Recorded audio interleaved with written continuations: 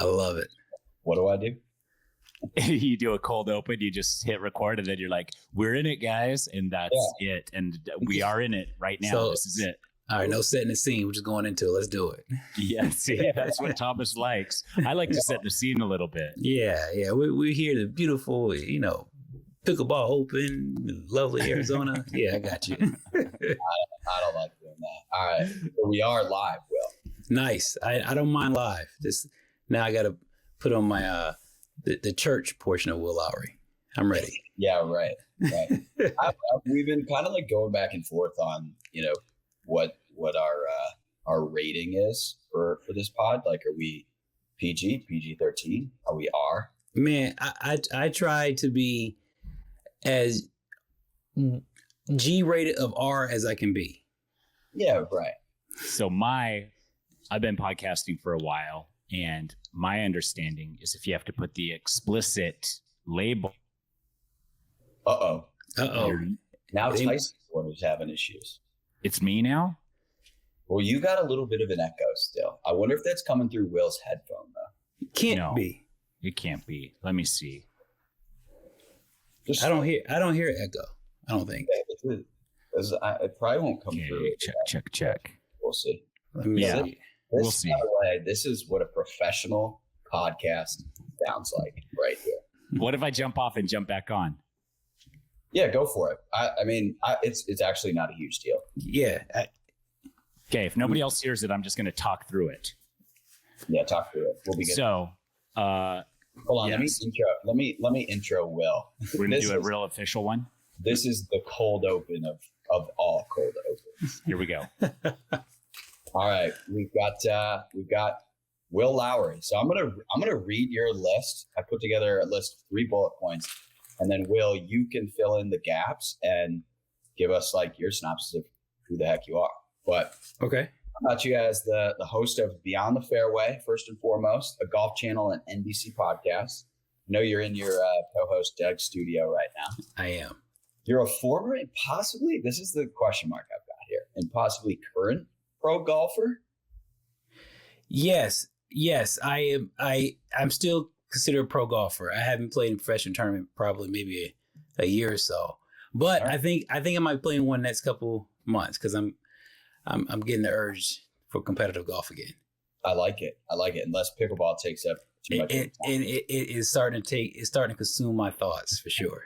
That's what happens, dude. Yeah, welcome to the club. Yeah, exactly. Yeah, I burn a little cardio as I do something because golf don't burn too much cardio. Yeah. Actually, when I moved to Arizona, I focused on golf. I was like, I'm just going to be as good a golfer as I can. And then I'd be gone for like 4 or 5 hours and be like, I didn't get any exercise. I'm tired and sunburned. And so then put all my energies into pickleball because at least I'm burning cardio. I'm like, wait a minute. I'm out here for 60 minutes and I burned 1,000 calories. Oh, my Whoop is going crazy. My Whoop has never seen such numbers. Yeah. Wait, I noticed that about my Whoop too, is that it acts like when I play pickleball, I'm running a marathon. Like unbelievable strain. Oh my God. I see, man, all my stats, it's like I'm in a studio. Like I love it. Like I'm a studio engineer. I love it. Yeah. I'm in these groups with other people too, where we're like competing for who can have the highest strain. Do they all play pickleball? A few of them do sometimes. That's like the cheat code. If you're playing pickleball and I say this, if you're trying to receive certain numbers, as far as cardio or heart strain or what have you, pickleball has to give you a significant amount of advantage. It has to. I don't tell everybody that I'm doing pickleball yet. So like, man, you really worked out. I'm like, man, I went to the gym and I pounded it out, man. I did it all. Yeah. Right. It's all the stopping and starting in pickleball. It's like, it's all intervals. Yeah. Right. All right. Wait, I've got let's go. Third bullet point on you, Will. Let's go. And I don't know if Tyson knows this, but you have a reality TV background yourself. I do. I saw that in the bio. Yeah. I do. Yes, I had permission to act silly, act out of character, see how far, act as crazy as I can and see what sticks on the wall. And okay. Is that what they told you to do when you got on this show? Well, that's what I gave the impression I was going to do. Okay. And then I realized I had a mother and father were like, all right, don't embarrass our last name too much. I was like, damn. I embarrassed our last name. The first time I went on TV, my parents were like, we're so filled with shame.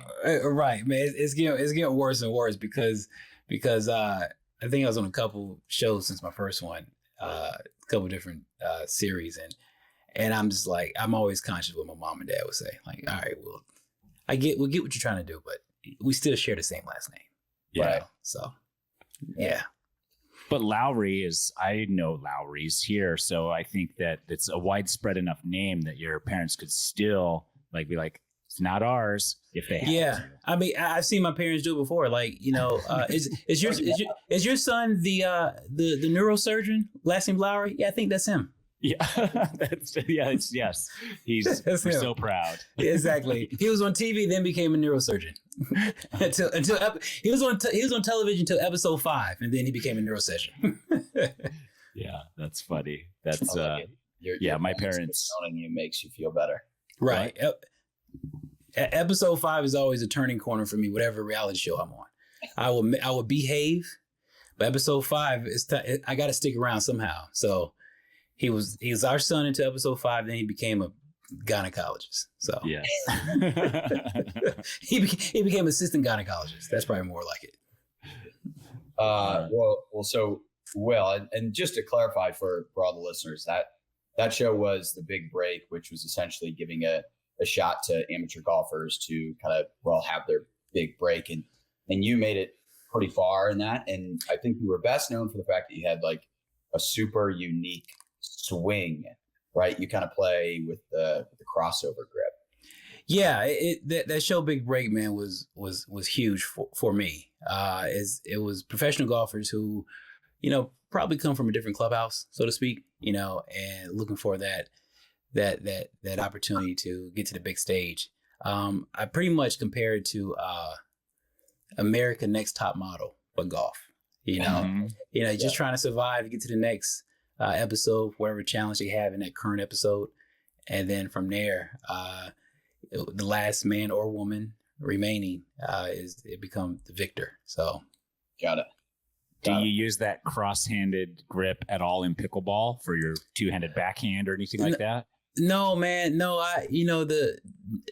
not having the two-hand backswing in pickleball. I don't know if that's cool. When I have the one hand backswing pickleball, I really feel like I'm like some Patrick Rafter. Like I really got all the racket head speed, and I just feel like I can do what I want, man. I'm Stefan Edberg in the making, man. I'm John McEnroe Agassi Sampras out here. So yeah, I really don't like the two hand back. I don't see it. I don't see where it's advantage, but I have seen in my research and my pickleball stalking moments that there are certain players that have a two-hand backhand. Yeah.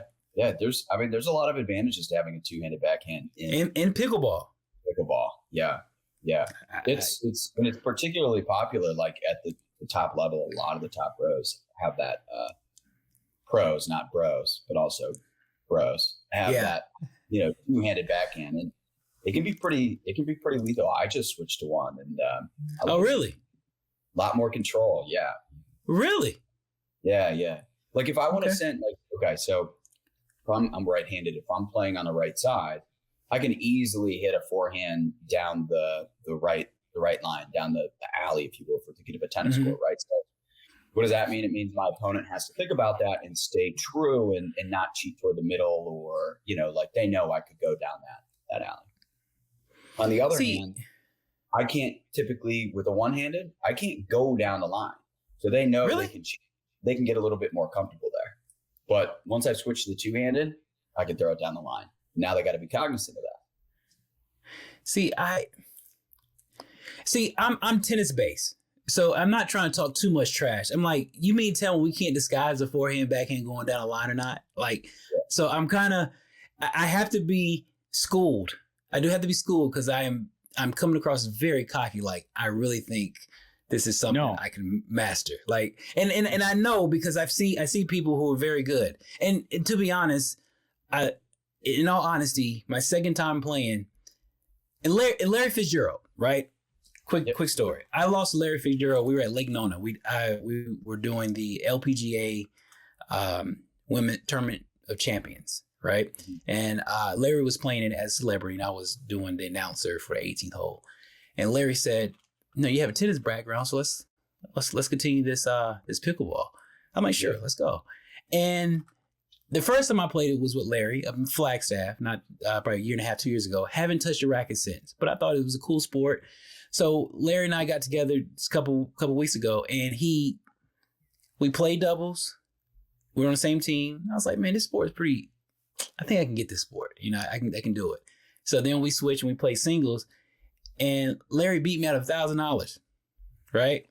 And so now but doesn't Larry have a more extensive pickleball background? He do this putting up the $1,000? It was 2 games. So he beat me 500 and second one 500. So now I'm a tennis player. So I'm like, bro, I know I can beat this guy. And what was the score? First game. Just first game was 12-8 maybe. Oh, okay. 12, so you're close. So you're thinking, okay, yeah, mistakes, I can come back. Okay. And I think, and that's what, and it could be a facade. Is he hustling you? No, because he was trying hard. Because I can, by his strokes, I know okay. His strokes they're not the most aesthetically pleasing, you know, like, you know. So I have trouble trying to figure out if he's playing large ping pong or is he playing pickleball or what. I don't know what he's doing, you know. So we played, and he beat me the second game as well, like maybe 12-7 or whatever. So I lost $1,000. I did, but for my second time ever playing a sport, I really think this is something I can do. So we came and played Sanctuary the next week when we got back. Well, I don't live here, but it seemed like I do now. But when we came back to Arizona, and we played doubles, and a couple guys of his friends like, "Will, I think you can probably do this." So the guy gave me a paddle. I got this cool elite paddle right now, and he was speaking as if, "Hey man, you need to come do this camp." Well, I guess with one of the top pros. I don't know the names yet. I don't know names. So I think I might come back and do a camp, and I'm gonna get my ass into a pickleball tournament. I just want to see it. I'm a little cocky right now. I have to be humble. Please, I have to be humble. But I'm okay with being the dick right now. I just want to try it. I think I could reach number 1 in the world. I really do. Whoa. Okay. Prediction. But the funny part, I asked Larry. He's humbling me as well. He's like, "Will, you're good, but you're not there. You're not there." So he's like, so I asked him, I said, "Well, since you're in the PBA and Pickleball Association, you have some connections and you know a lot of people. Bring a top 10 guy in the world. I want to see him. I just want to see it. I just want to see it one time." Right. And I can get you the top 10 guys. If you just give me just want one top 10 guy. Are you in Arizona? I'm in Phoenix right now as we speak. Okay, I'm in Mesa. Oh, so you're here. Okay. I'm here. The PPA is coming through next weekend. So a week from today, all the pros will be in the Mesa area. I just want to see it one time, T. One time. Okay. One time. Do you want me to schedule something? Man, you can schedule something. I got to see it one time. I'm going to follow you on Instagram. I'll DM you. We'll figure out something. We'll get some pros together and play. Okay, so based off me talking out of my ass, what you're doing? T, how do you think I'll finish? I don't know anything. I haven't seen you play. Okay, I guess that's fair enough. I have to see you play. Larry Fitzgerald is not a professional pickleball player, but he looks like he's fairly proficient when I've seen. So Larry's like a 4-0. Larry's got a long way to go. So when you say 4-0, so it's compared to almost like tennis. It's 4-0, 4-5, 6-0. Okay. Yes. All right. Yeah. Okay. If Larry's 4-0, and some, I know tennis, for your rating is based off, I guess the efficiency of your stroke or what have you, correct? Or it's some of the attributes that are okay. It's more based of your results, like who you are beating and where you are in the standings. And stuff gotcha. Like that. That's how it is in football, yeah. Okay, gotcha. Okay, well, if Larry's 4-0, I really think yes, he beat me, but I really think I could be. All right, so I'll tell you a story. I come from a tennis background too. I mean, okay, I didn't play, past middle school, but I come from a tennis family and grew up doing it all day, every day. And played for my middle school and did some USTAs. Okay. I thought the same thing as you. And I had only played doubles pickleball. And I was down in Florida. I happened to be at a dinner with Ben Johns. He's the number one guy, right? Okay. And Simone Jardim, who was the number one woman at the time, arguably still the number one woman, right? And we're having a few drinks and I get a little bit comfortable and I'm like, listen, bang. Right. Tomorrow we'll play. I'm going to give you a run. I might not beat you, but I'm going to take a few points off you. Right. And he goes, okay. First thing he says to me, you want me to play lefty? And I'm like, oh, how did you take that? Well, I was like, you must be joking. But so anyway, he takes me up on the bet. He's going to play. I think he did end up playing lefty. I couldn't even get a point off him. I could not get a point off him. We go out onto the court and, we do like the paddle spin or whatever. He's like, well, do you want serve or return? And I'm like, I'll take return. And he goes, you sure you don't want to start off serving? What? And then it clicked for me and I'm like, oh, if I don't serve now, I'm never going to serve. Sure enough, I get one. He wins the first point off my serve. That was the one serve I had all match. And then he beats me 11-0. I have never felt so dominated in my life. He's good, man. So let me ask you a question. This question. As pickleballers, are you guys nervous at all? I mean, do you guys have nerves? Yeah, predetermined nerves and stuff. Yeah. Okay, let me give you context. The reason why I asked that question, because as a golfer, it's not a reactionary sport. So, it's been a long time since I played tennis competitively. It's been a long time since I've been in a reactionary sport. So I feel a little bit of freedom. Like, man, I don't have to think. I can just react. So that's part of my cockiness too right now. I'm cocky right now. I really think I could be top 10 in the world in like 8 weeks. 8 weeks? Okay. Give me from 8 weeks to 12 months. I think I could be top 15 in the world. I don't see it. I don't see it. I got to see it. Want me to tell you my story? Hit me. My story is this. So when I first started getting into the sport, I hired Riley Newman and Lindsay Newman. They're one of the top doubles duos. They're also, they're great players. And I hired him to come give me a coaching lesson. And in my mind, there was part of me that was like, they're going to show up. They're going to try to teach me. I'm going to show them how dope I already am at this game and probably beat them at some point. And then they're going to be like, oh, you should already be professional. Okay, so let me ask you a question, T. What did they? I mean, I don't want to give all their secrets out because it's a business at the end of the day. But what did they teach you? Like, what strategy, or was it from the physical standpoint of how to hit the ball?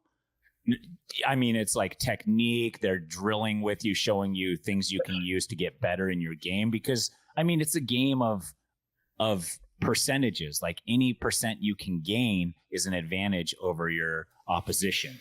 And so like the fact that they are reacting a little bit faster, they have better eye-hand coordination, they're way more consistent, they have way better placement with the ball.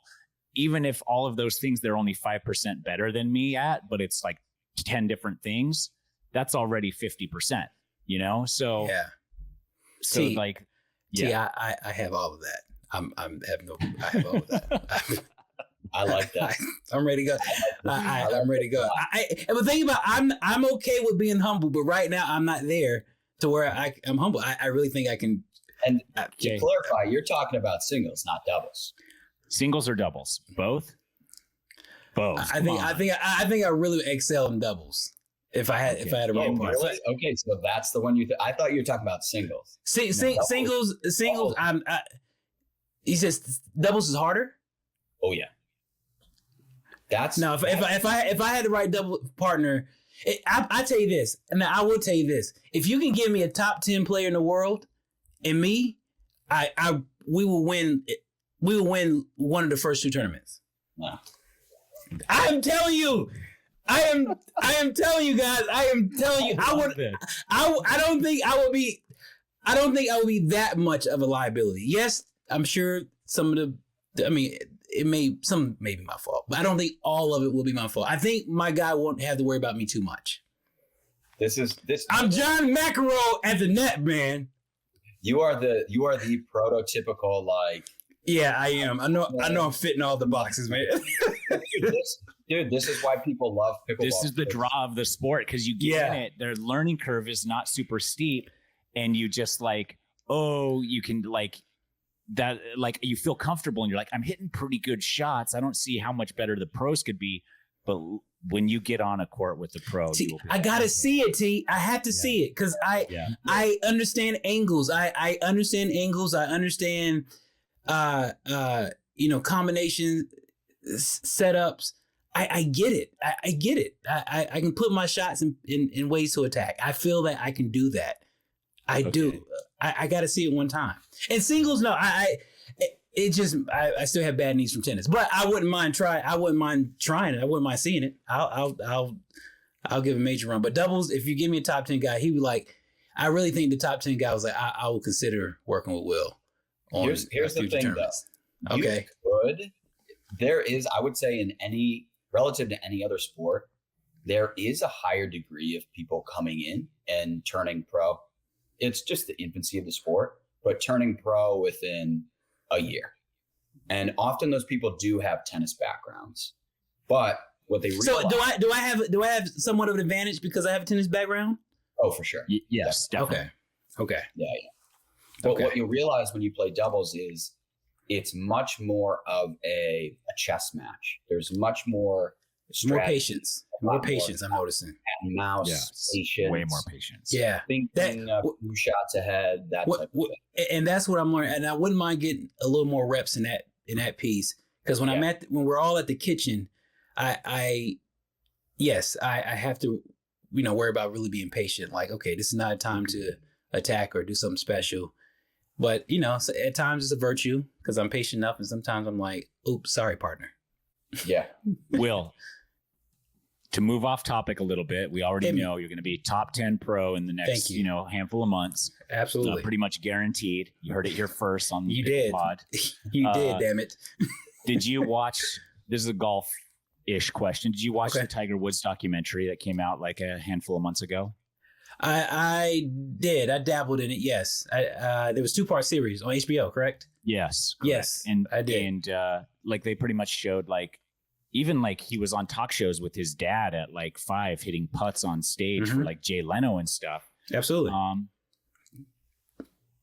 Superior athlete. Had he not trained since that young and been my question is if everybody's parents took them at 5 years old and specifically trained them for a exact purpose, what would the outcome be? I think is Tiger Woods excelling at no matter where he focuses his energy because he's superior in that way? I think if you put any kid in that situation, they will become the top 1% in that profession, in that respective discipline. Well, I started my 6-year-old playing pickleball, so. I don't want him busting my ass right now. But her. Sorry. With anybody else, I'm ready. I'm not ready for her yet. Okay. So, yeah, because that was interesting to see, and I know that you started golfing fairly early too, right? I started golfing early, but I started tennis very early. I was a 4 or 5-year-old in tennis. Wow. I did the USTA. I had a national ranking as a junior tennis player. You have a good resume for this sport. Yeah, man. I was in the class of Kistner, and Roddick was a little ahead of me. I saw a lot of those guys, and I mean, hence why I'm cocky as hell right now. And I know I will be humble, but I'm not going to back away. I already stepped out there too far, so I can't go back. So yes. I'll tell you what, Will, I'm rooting for you to humble everyone listening to this, thinking that you don't know what you're talking about. Thank you, T. I'm on your side. I'm like, Thank please, you, T. Will, prove everybody wrong. And I'm definitely not helping the black folks that are coming. Like, this guy, the black guy, just got to be coming out here just talking crazy. That's how everybody talks. Anybody who experiences the sport is like, I can master this very quickly. We're trying to get the diversity participation numbers up, and here this guy comes.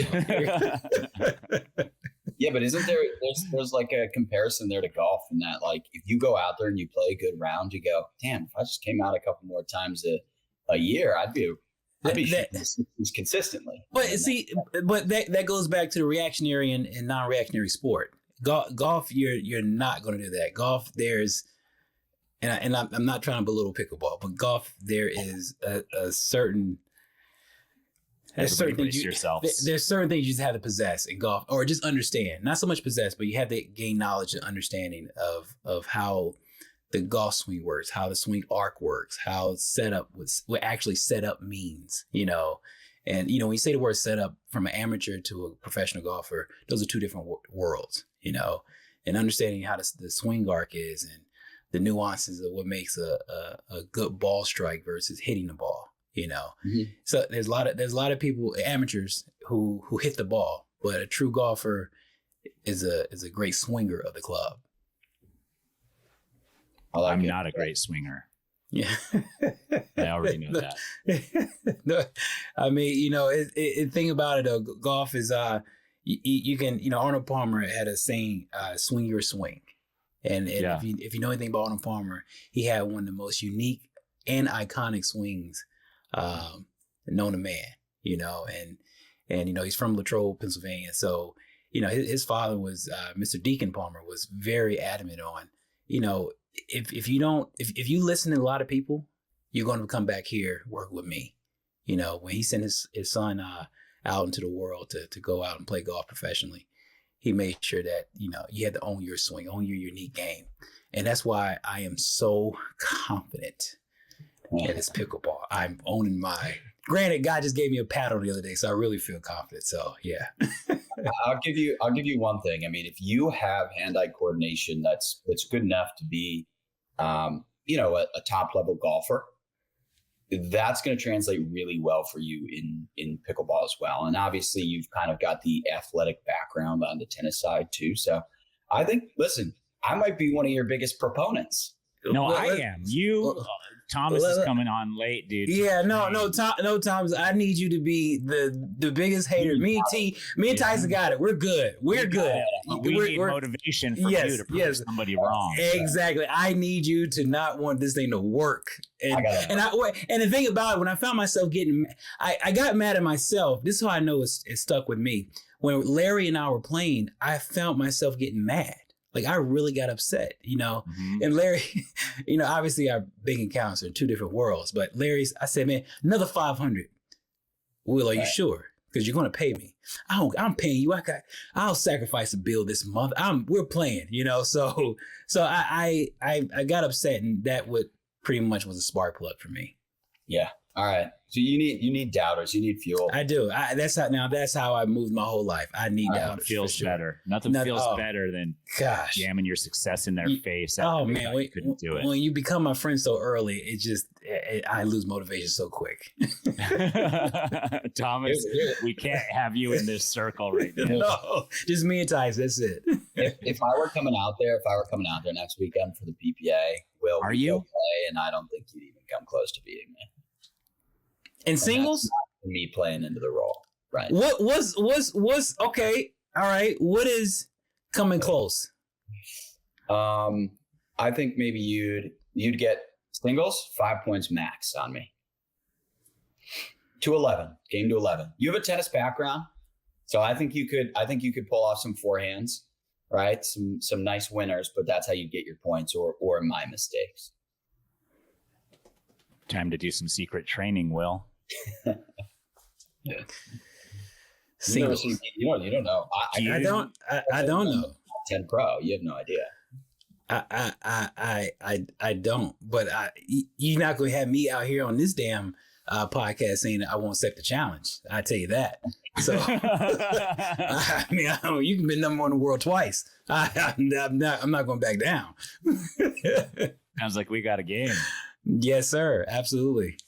You know who is a pretty avid pickleballer from your world is Phil Mickelson. But do you know? I did not know that. He came over to pickleball. He's obsessed with pickleball, and he plays righty. So lefty plays righty in pickleball. Yes, he is a right-hander. Yes, which hence why I think sometimes his drives get very erratic. But his father taught him how to swing the club from the opposite side of the plate. Interesting. Got it. Yeah. So you knew that. That didn't really come as a surprise to you. Okay. Oh no. I'm starting to get into this, this broadcasting space and PGA analyst space, and I'm learning so much about these players that it's almost a little too much information. Right. Favorite underwear is too much. Yeah. Start to creep people out a little bit. Yeah. I'm like, this one guy like his sock inside out, and Well, I was telling you on Instagram, we were DMing back and forth. I think that that's something you could do in pickleball too, because we don't have those announcers right now. I mean, there's a handful. Yeah. But even they don't quite know the players as well as they should be. That's a missing piece, I think, in kind of the professional game. And yeah. It's all about setting the table. I mean, once you set the table and you provide little details, nuances with any sport you do, that makes people intrigued. And like, hey, such and such pickleball player like to have a hole in the pinky side of his sock, and he like wearing church socks to his finals. Yeah, those things will keep people intrigued, and I think that is probably something that is missing. You can probably add a little flair, which also brings more people. Right. Yeah, we need to do a better job of storytelling in general. Like, we need to understand who these people are, where they come from, and why we want them to win. Well, tell Fox, man, go ahead and hire me. I'll definitely come on and we can add some color commentating. I'm calling him right now. Call him. I got him on the phone. Tell him every sense of the word we got some color commentating. I think it'd be easier than you think. You just shoot him a DM. Just literally go to the Pro Pickleball Association, DM their account. And be like, so it's funny. It's funny you say that. I'm kind of hurt by Pro Pickleball Association because when I think before they had an opportunity to reach out to Larry, when they found that Larry and I were playing a couple of years ago, they reached out. Hey man, we gotta get you and Larry at a celebrity pickleball match, or whatever. And I was like, man, I'm game. I'll talk to Larry about it. Now they got in touch with Larry. Yeah. I don't really get a. You didn't get the nod. No, I don't get a reply back now. I get to go to this web. I get to go to this website. Well, welcome to the club. So, yeah, we'll see. Hopefully, they'll give me a nod. Yeah. Right. I'll tell you what. You become number one in the world, and they'll be knocking at your door. Yeah, what's so funny is that maybe they can be some, like in golf, right? There's number one world player in golf, John Rahm currently, but you also hear John Rahm. He actually is from Arizona out here. He lives in Arizona. Yeah. Spaniard.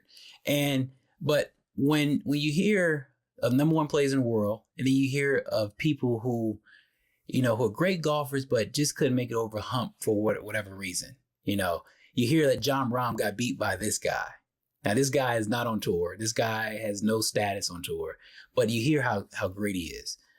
And sometimes you think if that guy just had, put him in a position to be on on a big stage, I really think he can be top 5, top 10 in the world. I think I might be that guy.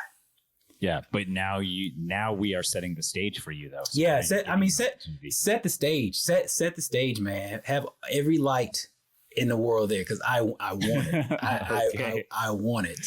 And if Thomas comes out to Arizona, or you guys are I think I'll make the challenge. I think I may make another trip out here. How long are you staying? Are you leaving soon? I've been here all week, so I may leave Friday. Leave tomorrow? Friday. Yeah, I may leave. I may okay. leave Friday. Yeah. I'll connect with you, and you let me know what your schedule is in Arizona, because I'm here full time. So if you're going back and forth quite a bit, then we'll make something happen. Yeah, absolutely, man. Because I want I want to see it. I haven't hit my new paddle since it was gifted to me. So we're here. Okay. Will a paddle, but no. It has a gamma pickleball. Is that what I need to say? It was an E. It has E. It's an E. E. I don't know. That's probably. I know what that is. I do too. For sponsorship and partnership purposes, you're not supposed to say that. Correct. Huh? Okay, gotcha. Correct. Gotcha. Yeah. Anything else, Thomas? No. Well, this was great. Will, thank you so much for your time. And man, I appreciate it. Stay in touch with both of us, because if we're ever in the same vicinity, we'll get some pros out to play. Absolutely. Just want to see him one time. Okay, sounds good. Take care. All right, man. Have a good one, guys. See ya. That was fun. Yeah, he's funny, dude. He's very confident in his. I love it. His potential. So yeah, I like that. Reminds me of myself. Just irrational belief in your own. A lot of people are like, so how many pro cycling events did you win in your career, Tyson? 0. I won 0. I raced, but cycling is a different beast. Lots of pros win 0 races in their career. But every single time I took the start, I thought I would win. Like there was a part of me that was like, I'll probably win this one. And that's how pickleball is for me too. I'm like, I don't see why I wouldn't win. Yeah. But you have to have that naivety, right? I mean, you do to keep pushing. Really, yes. Yeah. Until it becomes a reality or doesn't, I suppose, because even in business and everything, you have to believe that you can be successful. Otherwise, there's no drive there. Right. So, well, let's get into the news for the week. What do we have? Anything cool? Where should we start? All right, well. Or should we start with our favorite drink, Relight? Yeah. Salty and sweet because it has 10 times the electrolytes, all natural ingredients. Shake it up. I know, especially as it's going to start getting warmer, especially here in Arizona, it literally in the heat will keep me on the court almost twice as long. I have a question. Mm-hmm. Is it hotter in the summer in middle of Texas where I am, or Phoenix, Arizona in the desert? Phoenix, right? Ooh. If temperature wise, yes, but you are dealing with humidity too, right? We don't have any humidity. So we are going to be like 115 ish. And that's yeah. And you're probably not going to get up to that hot. You're probably going to be like low 100s, maybe 105 ish, but you are going to be dealing with the humidity. So you're going to actually need Relight even more because you're going to be sweating like crazy. And everyone keeps telling me that. I'm not looking forward to it. And Relight, your body, when it sweats about 1,000 milligrams of sodium and electrolytes out. And Relight is one of the only mixes that has that amount of electrolytes in it. So you're replenishing exactly what you're losing while you're sweating. Well, they use that salt, dude. I used it to cook my steak last night. I do too. It's so good. Real salt. Anyways, if you want to buy Relight, you can go to their website and use Pickleball as the code for 15% off. Yeah. What else you got coming on? Are you coming out to Arizona to the PPA next week? No. Oh. But I think I'm going to have. You would have if Larry Fitzgerald promised to meet you. Maybe. Okay. Sure. Okay. I will have to make a trip out to New York City here soon, though. Ooh, what for? Well, I guess it's in May. So did you hear that? I saw something. Yeah, Flushing Meadows, which is the home of the US Open in New York City. Yes, I actually saw the headline and immediately I thought it was Flushing Meadows. So I saw the headline that was like APP lands a historic venue, and I was like, oh, it's got to be Flushing Meadows, but I didn't look at it. New York City Open. Wow.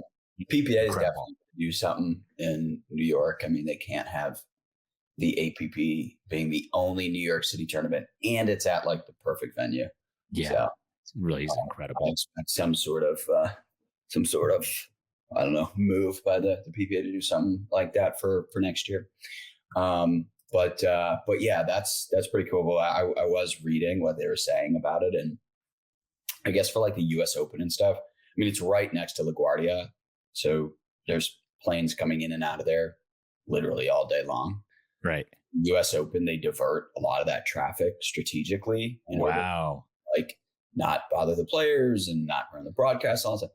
Not going to be the case here at the NYC Open for pickleball. So we'll see how much of an effect that has and if it's super noticeable, but they did make it a point to like say, hey, you're going to have to deal with this, by the way.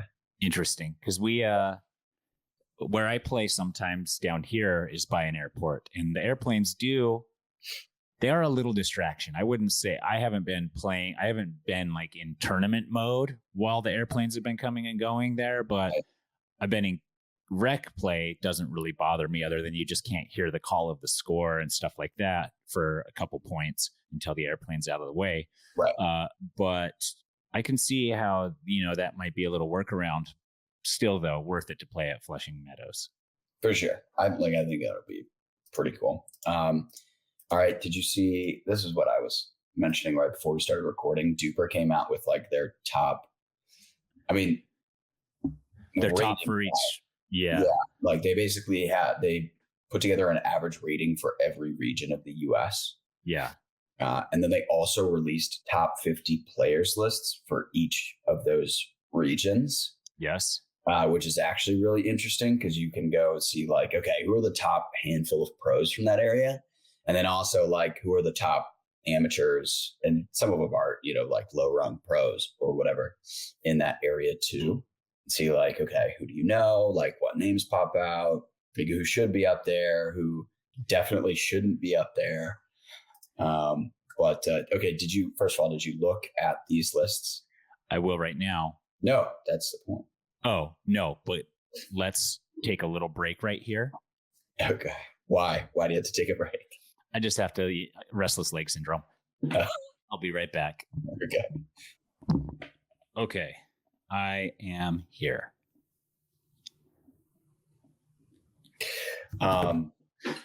So we posted the lists on our blog. So we did it. We did like a portion of it in the newsletter and then linked to our blog on it. And for the Great Lakes region, which is my region, you on it? I am on it, but yeah, top 10. Top 50. Well, okay. for my state, maybe top 10, but like for Great Lakes region, I am in the top 50 men, but we didn't post the men. So the one I'm in, we forgot to post. Oh. But this woman is like, she just won't stop emailing and like blowing her, like, all right, it's fixed. And we fixed it. Anyway, just got another email about it. But yeah, all right. So you haven't looked at the list. I haven't looked at the list, but I have seen a couple people on social media share the rankings of like the top 10 in the region. So I've seen like. Right, so how about this? What do you think? So I'm going to read the regions and you're just going to pick I want to hear what you think the top region is average rating. Okay. Okay. This is going to be a little tough for you to I think I did see this list, but I didn't commit it to memory. But I did remember I did see some that were like surprisingly low. All right. Well, then let's just talk about them. Let's get into it. Atlantic South was up there, driven mostly by Florida. Yep. Yeah. And if you look at that, so who are the top 3 players in Florida on the women's side? Anna Lee Waters, Simone Jardim, and if I keep going, you get Catherine Moreno, Michelle Escobar, Lee Whitwell, right? Like totally stacked area. Yes. If we're looking at the men, you've got J.W. Johnson, Andre Teescu, never know how to say it, Eden Lika, Kyle Yates, Rob Cassidy, Spencer Smith. Like the list goes on. Spencer Smith is in Florida now? Yeah, that's a really good point. I thought he was a Utah guy. He is Utah. Yeah. But maybe he moved there. I don't know. All these players. Or maybe he's from there. Moving around to go play with more talent. Yeah. But as you read through the list, though, you kind of like a few jump out at you, right? Like you're telling me that Andre Teescu and Eden Lika are ranked above Kyle Yates. Well, you have to say that, like, like last week we went over my rating. I'm a 4.9 on DUPR. I am not a 4.9. I am humble enough to admit. And so they don't have the data on me yet to correctly assess my exact rating, because I probably only have 2 instances of even playing in tournaments in there. Right. So you actually wouldn't be in their rating system. Because I know their team, got your rating.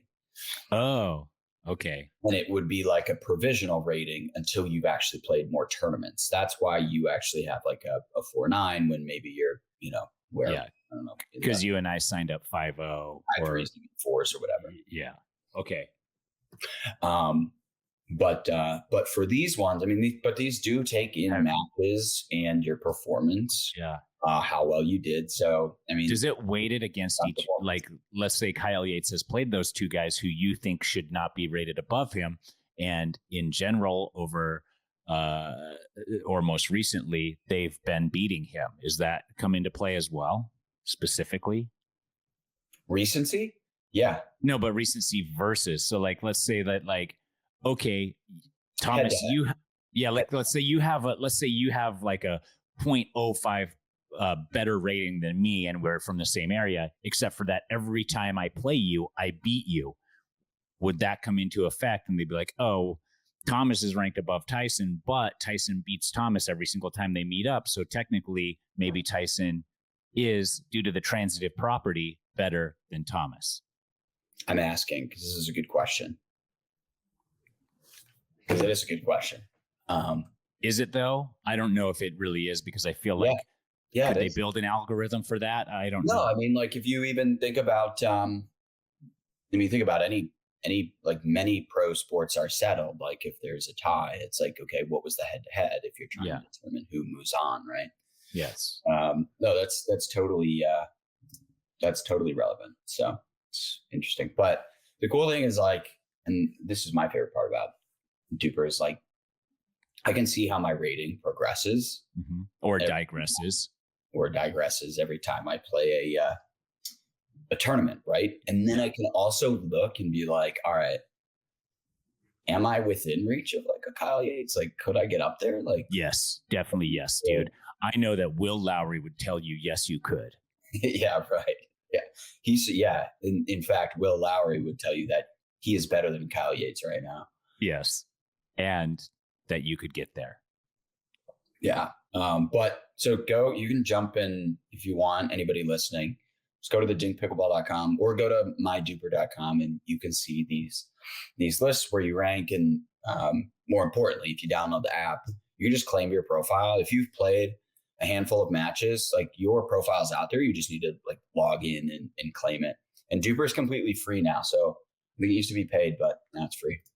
Ooh, free is better. Free is always better. And yeah, it's pretty cool. Then you can forecast your matches against.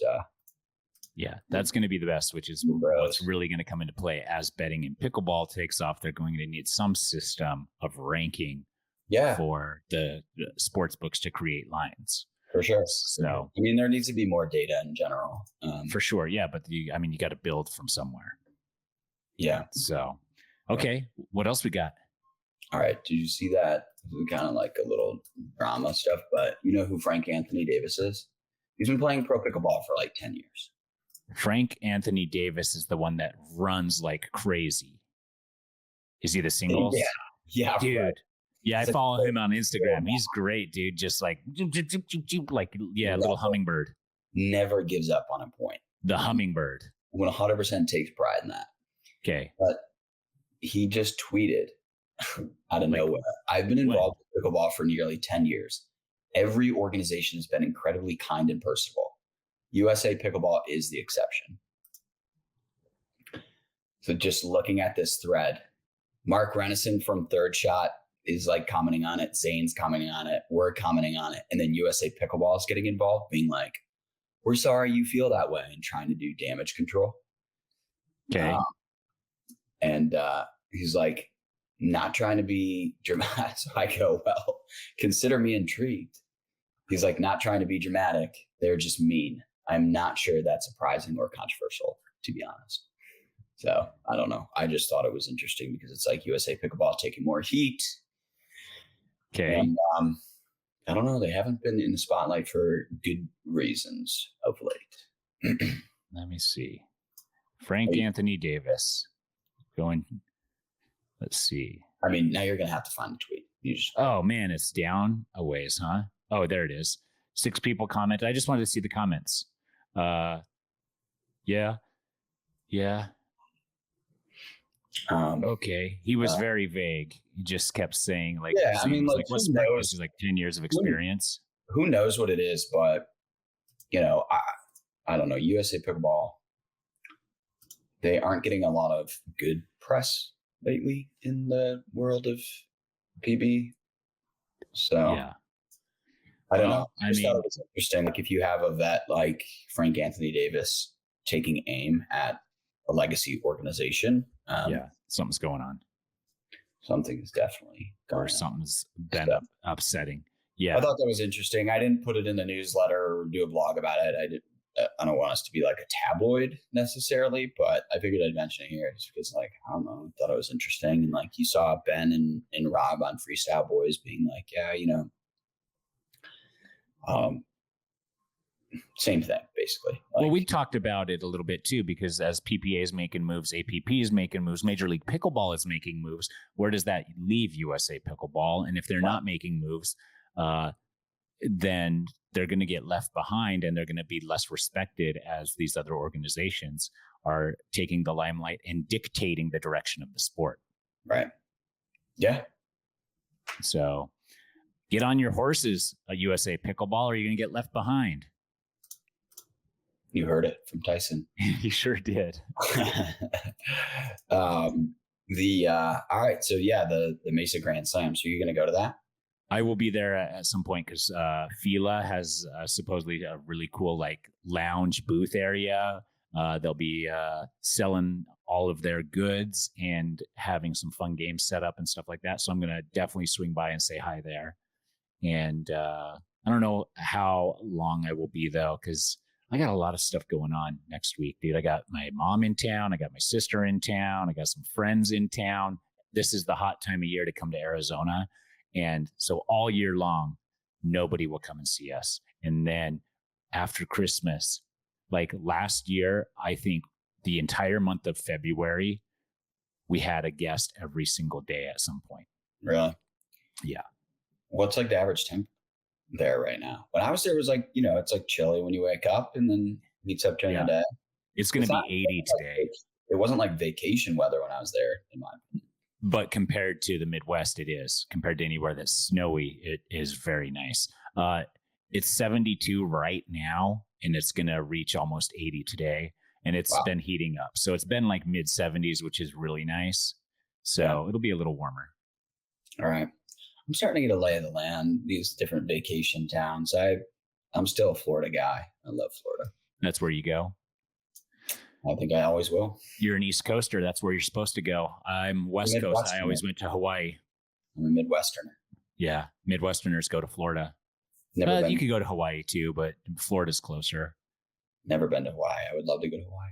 Yeah. See, so West Coast, like all the airports here are direct flights to Hawaii. It's only like a 5-hour flight. So it's 6s to get to Florida or Hawaii. And Hawaii is, I've been to Florida. It's great. But if you want to go somewhere really tropical, Hawaii's the place. And on that note, I think this is a good episode.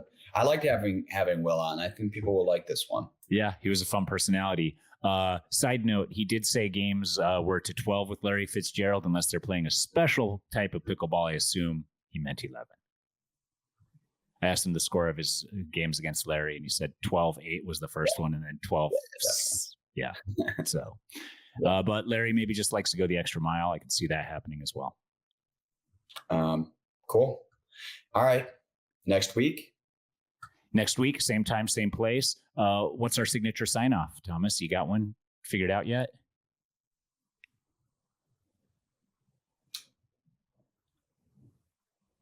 Nope. Okay. Well, and with that, we leave you to it. Enjoy and see everyone next week. See you next week.